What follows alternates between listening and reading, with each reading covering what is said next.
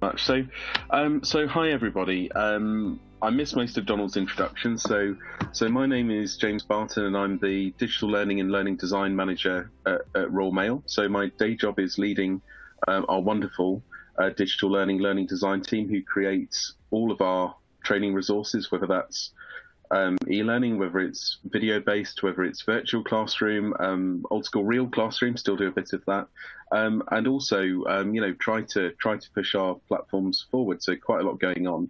For the past little while now, we've been working on something new, and we call it the Fridge. It's our new development platform. It's really here to address some of the challenges that we've seen since we implemented SuccessFactors learning a while ago and didn't give it the love and care that it deserved. And really the thing that we're focusing on is the word experience. And when we talk about the word experience, really the objectives here were around the ease of access, the speed of access, and the relevance of what you get when you get there. And this is all about fueling the capabilities, the behaviours, the change that we needed to see as part of our people transformation. So I'm going to start with a slide that I think anybody who's ever seen me has seen this slide before, because this is my graphical depiction of the user journey before we implemented the Fridge. And I think it's really relevant to come on after Andy, who was talking about learning ecosystems and all of that great integration and making sense for people, because we had lots of great things, we had lots of great contents, but nobody could actually get to the right place, because, we'd sort of hung these things together on the back of a fag packet, a bit of string here and there, and the experience was poor. And when the experience is poor, people don't make it through. The very keen ones do, but we don't want to just build things for keen people. We want to include everybody. And really, when we started thinking about what our next generation platform would look like and the change that we wanted to see, we started very early on by working with a diagonal slice of our operational colleagues. The heart of Royal Mail as a business, a parcels and letters company, are our frontline operational managers. Of course, our frontline postmen and postwomen. And starting with those first line managers who have the biggest influence and reaching up their reporting line rather than reaching down, to really talk to everybody who's got a stake in it, find their biggest sources of pain, their biggest frustrations, and see if, let's see if the centre can do something for the people out there who are really driving the value in our business. So I did have a really complicated slide for this, and I've boiled it right down into four of the key things that came out of all of that work with our end users. So four of the key priorities were a simplified user experience. This is simple but not dumbed down. This is simple but not getting rid of all the great stuff we had before. It's just about making it more accessible. People really wanted access to content to develop them as leaders. With the changes that we face as a business, with the transformation, leadership and whichever definition you choose to use for it plays a colossal part. And here we're talking about leadership at the front line just as much as we're talking about it up in the clouds. People talked about recognition, and this is recognition for their development and growth. So we do a very good job of beating people up and telling them about all the things they have to do, and shouting at them if they forget to do a piece of safety training or compliance training. But on the flip side, are they recognised when things go well, when they invest time in their development, when they achieve results?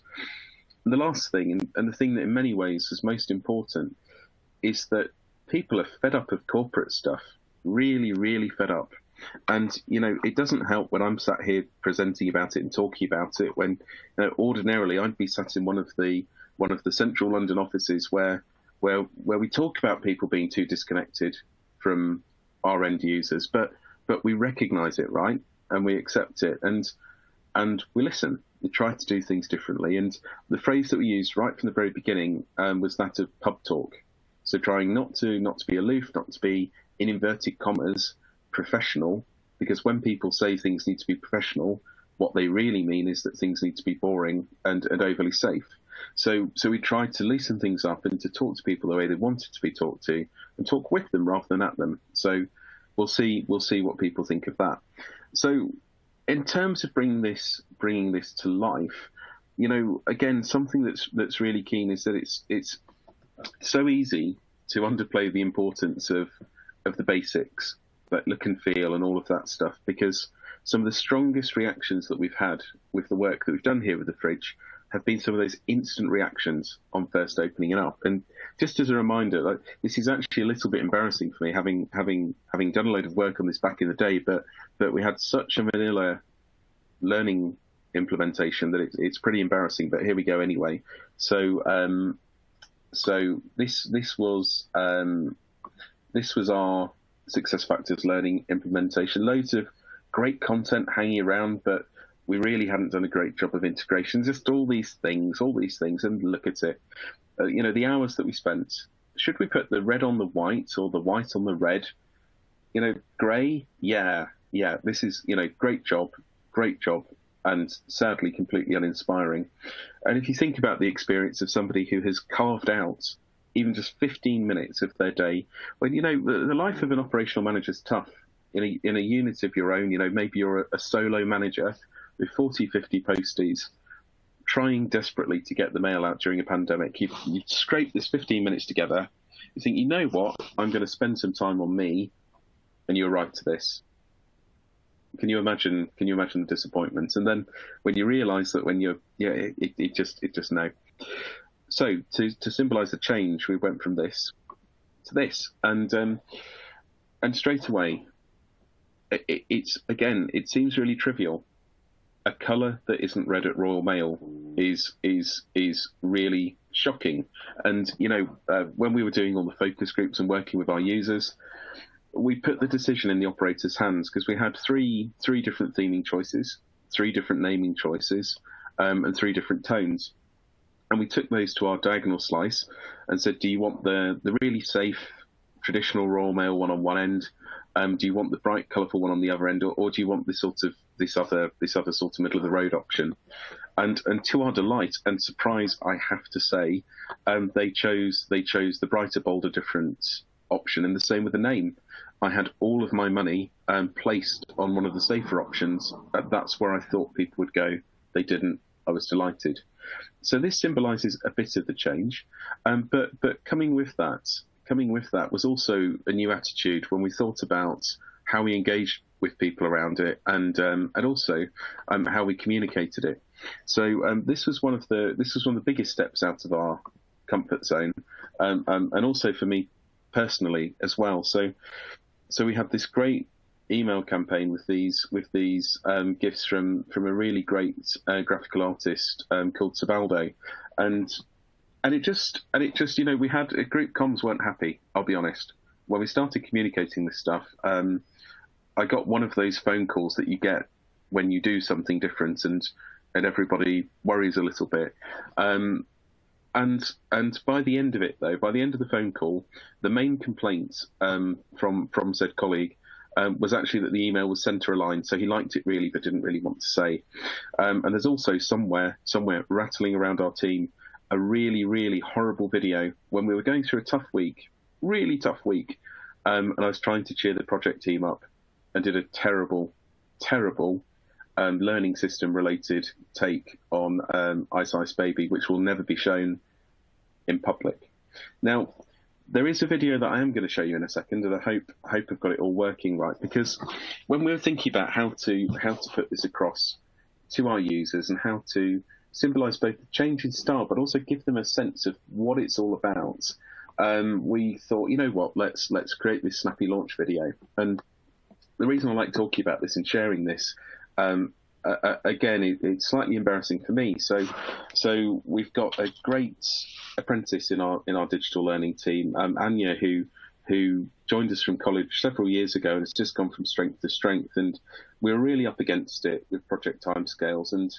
And I called Anya and I said, I know this is horrible, but could you pull me together an animation in the next sort of 24 hours to help us launch the fridge? And I sent her a script, I sent her some visuals, and yeah, so I woke up the next morning, I went to my email inbox, as you do, and I found an email that said, "Dear James, I'm very sorry. I tried to make the video that you asked me to make, but it wasn't very good.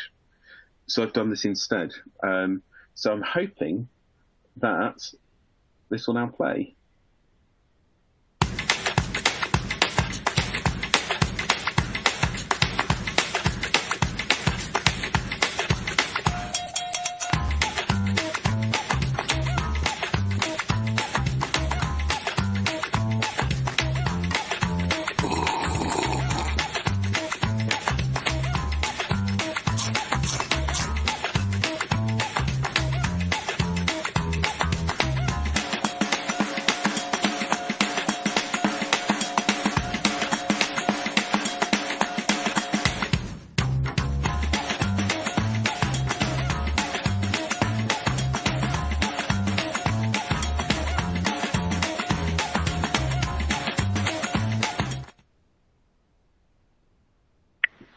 So I really hope that that's actually worked for everybody. And the takeaway message from that is that an apprentice can do in 50 seconds what I've struggled to do in 10 minutes.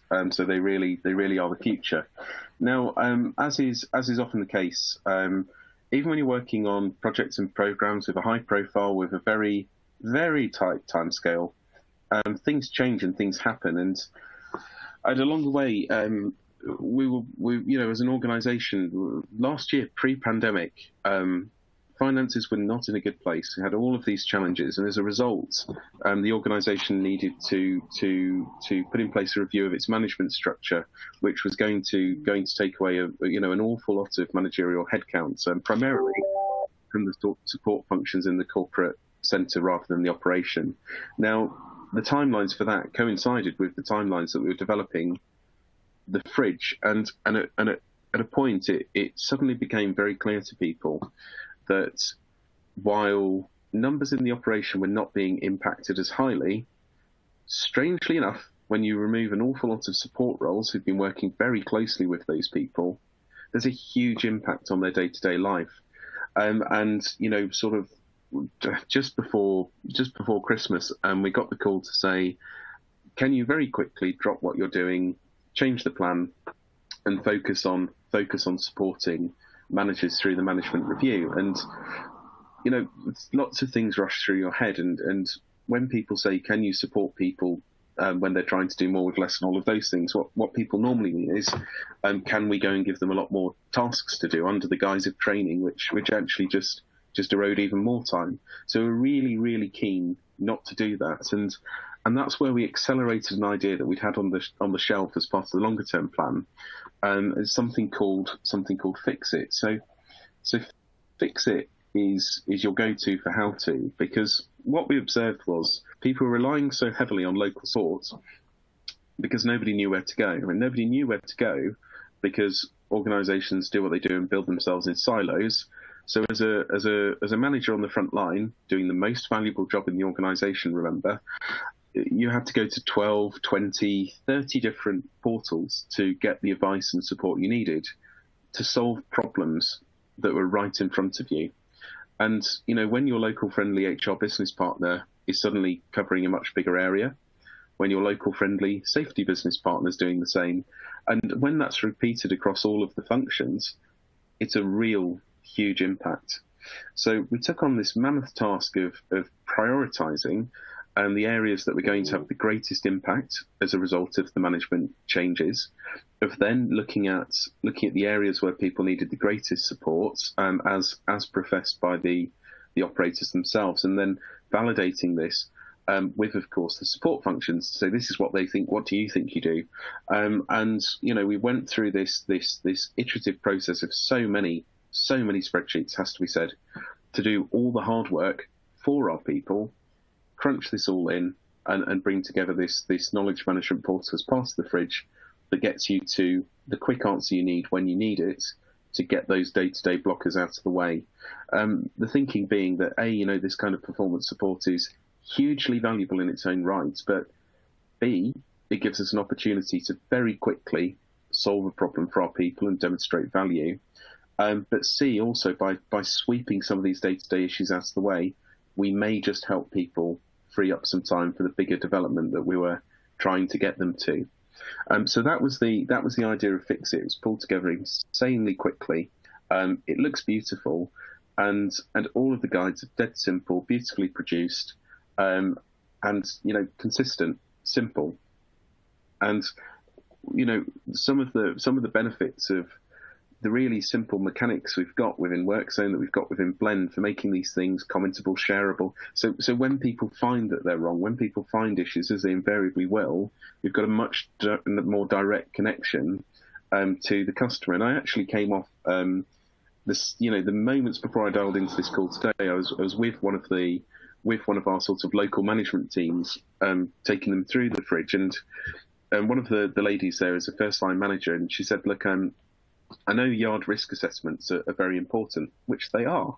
Yards with lorries and things all moving around, very dangerous places. And she said, "But every link I've tried to use on one of the safety sites hasn't worked, and it sent me to an error page. Do you think the fridge could help me?"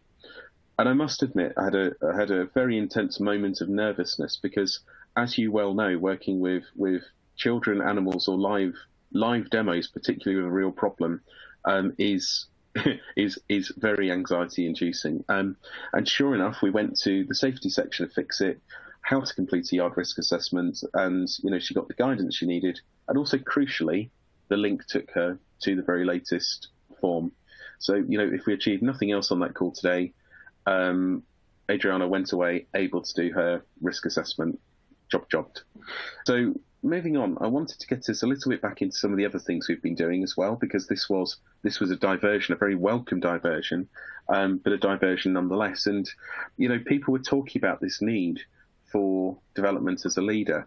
And what we did here was we developed a concept that we've called the badge store. So we've got 4 leadership behaviours that carry across Royal Mail Group. And we've broken each of those behaviours down into a number of strands. So each strand has 5 pieces of supported learning, as you can see here, if you use your ears, one of these sub-behaviours, as it were. As you work through these, you obviously get credit. You pick up the strand badge. As you pick up the strand badges, you pick up the behaviours badge. Now, this is all low stakes, and it's all about awareness. It's all about getting people engaged. And it's testing out some of the wonderful things that we're going to be doing very soon with Sandeep and the team with gamification. And what we've seen, as we were hoping to, with this very lightweight approach, let's test it, see what people think, is indeed that people have engaged with it. And when I move on to the leaderboard, you'll see at the top a gentleman called Ian Ford, and Ian Ford is the most engaged man in the world, has to be said. I know that this afternoon, while I'm doing this, I will at some point receive an email from Ian asking if the leaderboard's been updated. Not for his own badges, by the way. He's maxed himself out now, but for the team members that he's been coaching and mentoring to get involved in this. And I think, what we've tried to do at all stages with this platform development is to take feedback constantly, painfully, openly, honestly, and rather than spending time justifying what we're doing, truly try to understand what's working, what's not. It's not an ordinary behaviour in our organisation. It's a very uncomfortable place to be in. When we were running some of the user workshops with our UX design lead, he gleefully latches on. He takes great pleasure out of negative feedback, and it's been a really refreshing thing for people in our HR function to get involved with and understand and take relish in challenging feedback. But gamification in the leaderboard and the link into something that people care about has been really important. The last thing, sort of platform side, I wanted to touch into very briefly is that, again, we had one of those calls very recently that said, because we're trying to move stuff at such pace at Royal Mail now. Our new CEO's got a huge amount of energy. It's driving huge change at a huge pace. And we had a call from our friends in the performance and reward team who said, in 2 weeks, we're changing the approach to the way that we do development goals, development planning, for all of that stuff. Can we get a hand with that? And, the wonderful thing about the work that we've done with the fridge and sort of building all these assets behind the scenes and some of the great functionality that we've got from Blend is that it's made it dead simple for people like me and my colleague Nicola to really, really quickly flip this around in the space of no time, and put something in front of our users that again serves that immediate need of serving up the long-term stuff we want to get them to at this point of pain around the introduction of a new approach to development goals. So that's been a huge opportunity. I think the more I'm talking about all of this, I'm realizing I'm coming across very much as an opportunist, and I think I should probably wear that badge with pride rather than shame. But this is where we are now in terms of usage, adoption, all of those good things. I mean, we got very overexcited, right? So we launched a pilot MVP back in November that ran through to the end of February into March, and we had a huge level of participation. It will be no surprise that when you select a group of people who are super keen to be part of a pilot audience, you will get disproportionate uptake. So we had a target of, I think, about 10 to 20% of user engagement in the MVP, and we ended up with around 70, which was hugely exciting, but required some very careful messaging to remind everybody that, once we go out to everybody, we're going to see a slightly different story, right? And what we did see was that right away, the comms made a huge impact. And on day one, we had around 20% of our target audience signing in and taking a look. That was about 8 weeks ago now. Since then, around half of our total audience have been there and taken a look. Now, what we've got at the moment is, when we're talking about deeply engaged users, we've got this group of around 3% of the 8,000 who are truly deeply engaged. And for me, when you're thinking about diffusion models and adoption curves, that's sitting as still sort of in that innovator stage at the moment that we're needing to push out of.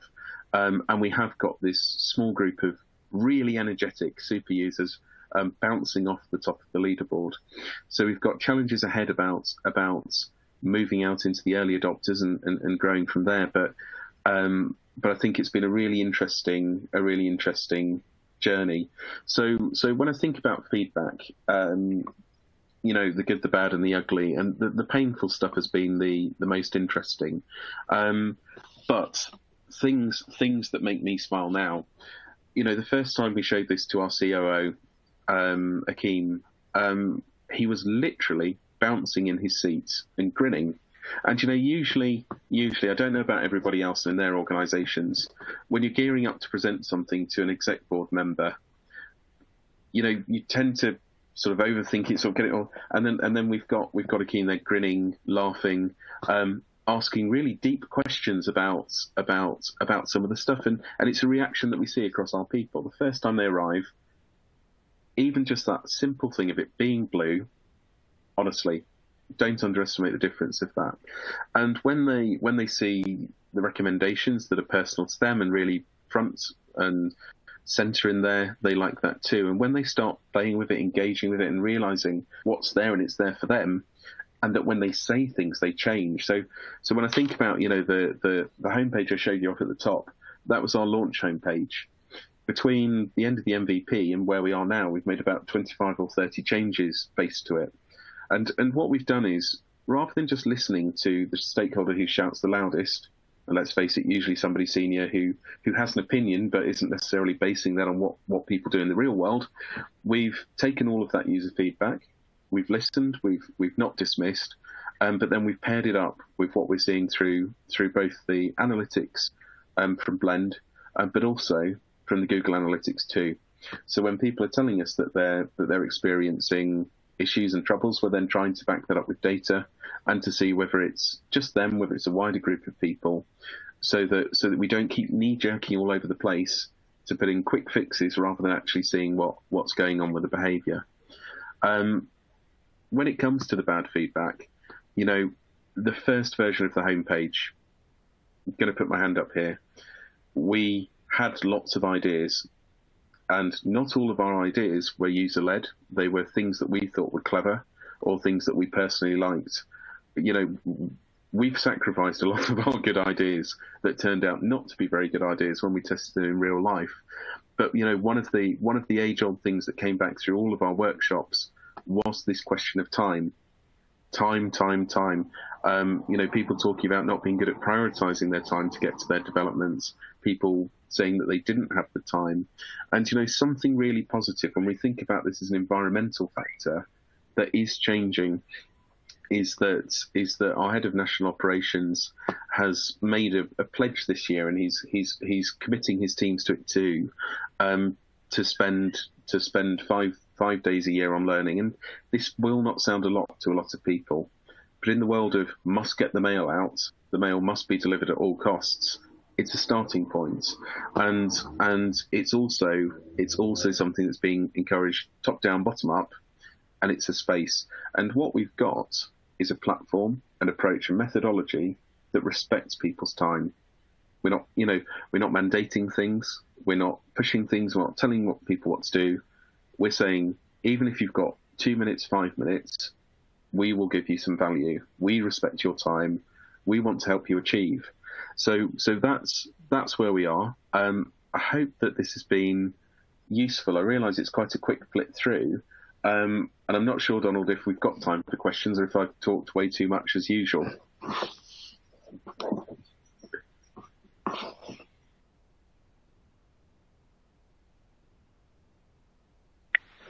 I can't hear you, Donald. I'm not sure if that's me or you. Can you hear me okay? Yeah, perfect. Lovely. Thanks very much. So, yeah, we're pretty much on time, but I'm going to take a couple of questions, if I may. So first question is around, and we've had, I remember a lunch that we had and we discussed the evidencing of learning. Any glimmers of inspiration around how you're evidencing learning within the Fridge platform? Is it even important for you? It's a really good question, and you know what? It's a question that the senior manager on the call I was just on just asked me. So we were talking about the performance support space, yeah, and these Fixit guys, this get you out of jail free, and so he said, yeah, but how do I get that on my learning history? So, well, why would you want that on your learning? Why would you want that on your learning history? And there's a real cultural tell in there that, why would somebody want to demonstrate they'd used a 2-minute guide to solve a problem at a point in time? That's something that troubles me. For me, Donald, as I think you probably know, given the way you asked the question, there are absolutely things that it matters to track to the nth degree. I'm much more interested in understanding whether people are finding solutions to their everyday problems and how much of a thing they've done or what they might have done. So in terms of evidencing learning, the evidence of learning is in what you do with the thing out the end of it. It's not how many things you've done or how happy you are with it. So in answer to that, yes, yes, it matters, but it's a slightly bigger thing than little old me and a learning team. It's an organisational challenge, and for what we say, at the end of the day, the best place to go is somebody's scorecard, right? What's going on in real life, in their operation, in their performance, in their trust surveys from their team members. If we're talking about leadership, has this senior manager who's asking about measurements? How do their people feel about that? What are they saying?